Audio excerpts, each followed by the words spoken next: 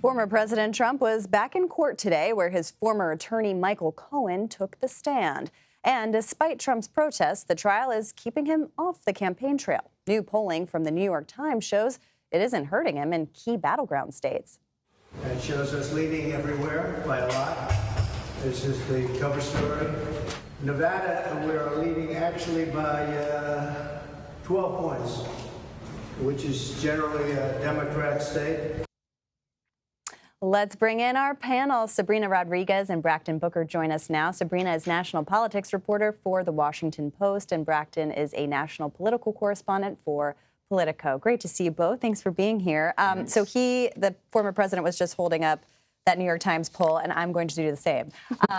So this is really interesting because it shows that Trump is leading by 12 points in Nevada, having a lead in several swing states, including Arizona, Pennsylvania, Michigan, Georgia, Wisconsin. Our polling at CBS News shows a dead even race in some of those key battlegrounds as well. So I'm kind of curious. I mean, polls are polls 6 months out from Election Day. But the idea, Brakkton, that he is touting these polls, he's in the courtroom, it doesn't seem, at least at this point, that the criminal trial is having an effect on his standing in this race. Right, and I think that's kind of bad news for Democrats who have really played up the trial as a split screen, saying that, hey, as the president is out doing things to show that he's a steward of the presidency, of the economy, you have someone who is on trial for having secret payments to a porn star. But those things are not really connecting with the American people, and it seems like they are not really paying so much attention to the trial. And that's why we're seeing the president down in some of these key swing states that he needs in order to win re-election. Yeah, Sabrina, I'm curious. I mean, it's been interesting because the Biden campaign hasn't really touched this trial much. It seems like they're just letting it stand by itself and instead trying to create these split screen moments where they can show they're being presidential while the former president is in court. But I'm curious if you think that's, working, has the potential to work. And also, Donald Trump is still able to campaign on the weekends, at least. Yeah, I mean, in private, what we've heard for months is, Democrats and Biden campaign folks really talking about, we don't need to put a spotlight on it. The spotlight will already be on it. The news will, the media will already be covering the trials. We don't need to touch it. We'll let it speak for itself. Especially for them, it's a tough thing to navigate because Trump has talked so much about how these trials are politicized, how they're motivated to, undermine him and his candidacy. So for Biden and for the administration, they can't be talking about this on the campaign trail because they'd be feeding into that narrative. But really what we're seeing is a lot of voters, I mean, at this, we're still 6 months out. A lot of people are not paying attention to the day-to-day. They're not paying attention to Biden on the campaign trail, and they're not paying attention to Trump in the courtroom.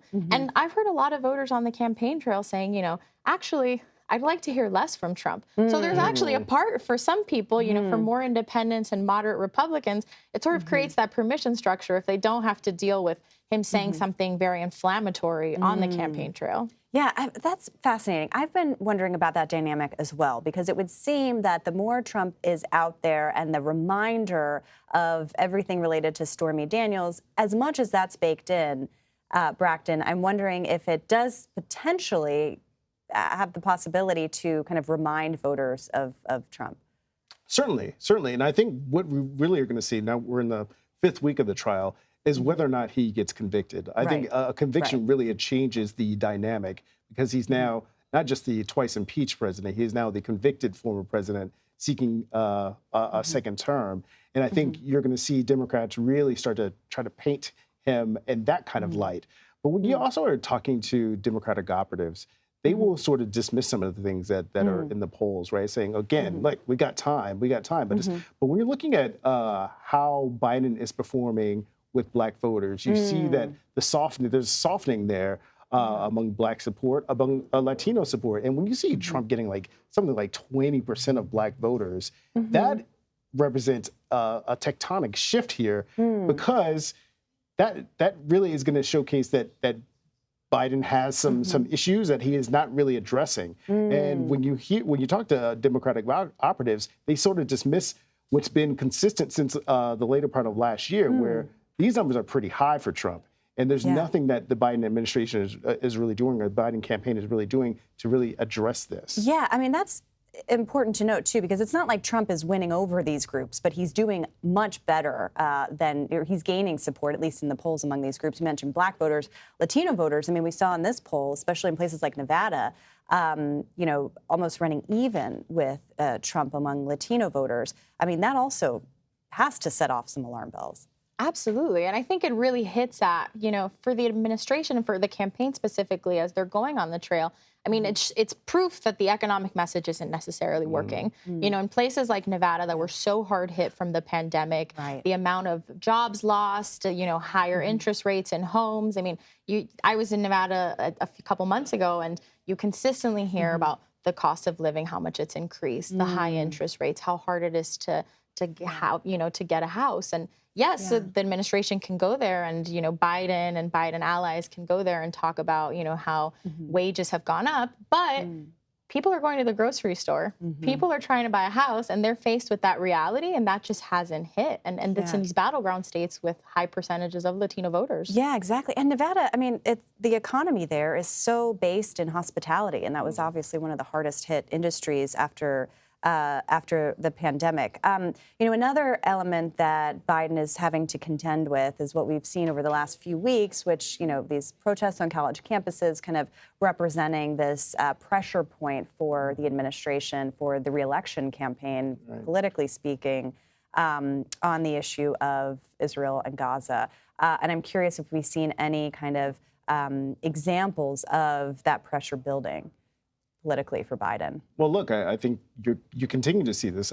Look, at Duke University over the weekend, when Jerry Seinfeld got up and had his commencement remarks, you see something about 3,000 students walking out, and there was nothing inherently political about his remarks.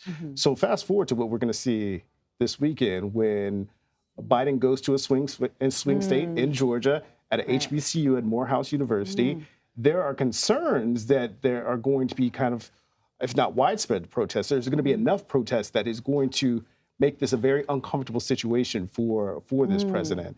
So I think you're going to continue to see this because this is an inflection and a pressure point that certainly folks on the left see that they can get to this president primarily because he hasn't really addressed it in a meaningful way as far as like why is there unilateral support for Israel, and I don't think he's really answer the question as to why that is for him. Yeah, and Sabrina, I mean, I was covering Kamala Harris in Florida recently. There were protests outside her event where she was talking about abortion. It seems like, everywhere the administration and the president want to go to talk about their perceived accomplishments, this is following them.